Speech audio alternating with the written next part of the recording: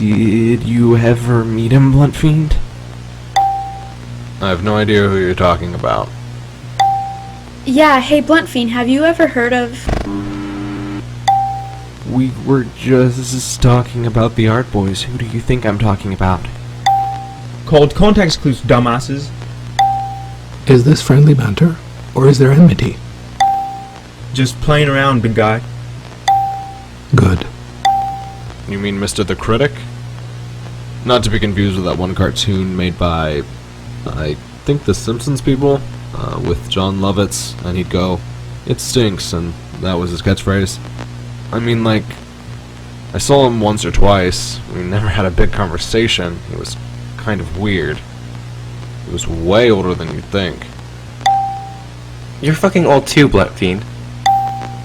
I'm the oldest one here, aren't I? I am much older.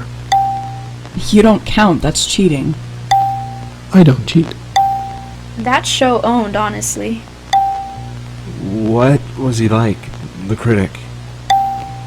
Like all of them. Shit fiends. Self-interested assholes who thought they were funny. So, I guess. They were bullies. Geeks who got hurt a lot. And they internalized it until it fucking burst out from them and hurt anyone around them. Are We Cool Yet didn't care about who they hurt whenever they made some bullshit point. Some of the shit you told me about was funny though. Like that fucking robot you guys made to troll the janitors. I mean, fuck, don't get me wrong. That shit was funny. But for every one of those, every joke lovingly created to own the fuck out of someone, they had a shark, or some stupid shit that was not really there, guys. And maybe panic is more dangerous than a shark. But the fucking shark killed people, dudes. The fucking shark ate people and they died, and it hurt people that didn't need to be hurt, that didn't need to die for the sake of some bullshit artistic point that could have been better served written on the fucking back of a goddamn cereal box. Aren't they all rich kids or something? I mean, kind of. It's not like they were all fucking children of billionaires, but the dudes tended to recruit from the top art schools, so normally you'd get a lot of people who were good at art and also lucky enough that mommy and daddy had enough money to get them into school. There wasn't a lot of, like, outsider art with them, you know? All very in the academy. How did you get into it? Were you in art school? I can't imagine you going to classes and shit like a normal dude. I went to an art school, yeah. I guess I got into it because of my whole, you know, magic shit. Maybe it's like stand users, you know? Stand users are fated to cross paths of other stand users. If I had a stand and it turned out not to be a punch ghost, I would cry. If my stand had a destruction power lower that was C or lower, I'd jump into a ditch and die there, in the ditch where I belong. What about soft and wet? I'm breaking up with you over this betrayal. It's the childish way to look at stands. Blunt Fiend, may I ask you a question after this initial question? Go wild, dude. What made you leave them? It had to be 2008. The promise of Obama's inauguration was still sweet in your mouth. It meant something to you then, didn't it? The good guys won. Too young to understand that he wouldn't be delivering on those promises, too stupid to realize that your capitalist system would never be overthrown by a capitalist. But you were happy. You weren't an idealist, but you had a kind of peace within you, right? Everything was going okay. They were going to close Guantanamo Bay, and a country built on the back of slaves had its first black president. You were happy. It was simple, maybe even childish, but you were happy. It's cheesy, stupid fucking bullshit, but wasn't it nice? Wasn't there hope in the air? The first time you realized you weren't right for them was right around the inauguration, right? So close. Maybe it was before, maybe it was after, it doesn't matter. You smoke too much. Who cares when an event goes before another? All that matters is they both happened. One of them had an idea. Just a little joke, right? The normies were so happy and in such large crowds, and wouldn't it be fun if we snuffed out what we could? The world's just absurd, and you were there to add to it, weren't you? Ossify Wall Street. That'd been fun. Show those fucking fat cats what kind of shit they had to look forward to. But they all weren't like that, were they? The violence was never kept to the upper echelons. Indiscriminate. But wasn't art indiscriminate? What about Guernica, the critic would ask. Doesn't there need to be destruction for something beautiful to be made? It meant nothing to you. It meant nothing to you the longer you thought about it. You let it go through your brain, leave your lips, and hang out to dry in the air. Why did you need to destroy to make anything beautiful? What was the point? It seemed childish, didn't it? Guernica was a crime. Nothing about it was good. What was that old motherfucker thinking? You remember the statue, the dolly thing or whatever. The rape statue. Someone had made that, someone you knew, and it had been praised. You were uncomfortable. Of course you were. You were young, and you just didn't understand art or the point they were trying to make. Too filled with things that mattered in a world where everything was shit. But that was stupid. People had worth. Ideas had weight. The world was filled with meaning and you left them. Made a big show of it too, didn't you? Do you think anyone died? Would that make you a hypocrite if they died? Is this just like Batman, and is killing the spree killer actually somehow morally reprehensible? You didn't want to hurt anyone anymore. If you could make things happen, small things, beautiful things, and fill the world with laughter, meaning, anything, wouldn't that be better than making whatever weird shit the critic ejaculated onto canvas? Some fucking asphalt that eats people and spews out a poem about how big the artist's dick is and how smart they were? Fuck that. The hope coursed through you. This feeling of the world maybe being different. You were only 20. You were a fool. A stupid fool.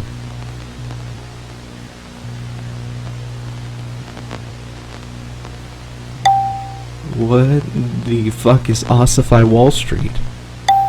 Some fucking bug that did some skeleton shit? Look, I wasn't exactly in the ornithology department of AWCY yet. Entomology. Big man in with the own. Hell fucking yes. It's like when your teachers make fun of each other. Was it like the Bugsy and the movies with Brendan Fraser? It wasn't an own. I guess it's a good thing you left then. I just know some of their highlight reel. I didn't know, about ideology or anything. It was a toxic environment to be in. Can't even think about what my life would have been like if I had stayed with them. I mean, shit, guys. Some of my shit is straight up wild. It's not all like, memes and shit. I've tested it, and I'm pretty fucking sure I could Dr. Manhattan the shit out of someone. At least, partway Manhattan. Quarterways. I am unfamiliar. Like fucking reducing people to, atoms of air and shit explode ways you no fucking pakoosh. Pakoosh. Pakoosh. Pakoosh. That shit is way beyond me. I don't fuck with explosions and all that shit, I'm much more of a not doing that sort of thing guy. You wouldn't have Killer Queen, is what you're saying. I think it is good that you left them, if you would have caused pain by staying with them. Sometimes, it is better to let go of what you used to be. Definitions of self and the concept of being can be malleable. And sometimes, it is good if it is malleable. Yeah. Fucking right on, dude. It is good not to hurt. Aw, big guy. You're too cute. At Bluntfiend, where did you go when you left them? I know you came here, but we have not known each other for long. Pakoosh. It's 2012. It could be any other year, it doesn't matter. They all feel the same. An unending stream. You've tried to kill yourself a few times by then. It's amazing how hard it is to die when you're some kind of magic. You try to tell yourself it's because you're there to do something special. You tell yourself your inability to end your own life is a direct message beamed down from Valdis, or whatever shit Philip K. Dick thought. There's something you read about when you were in high school. The dark night of the soul.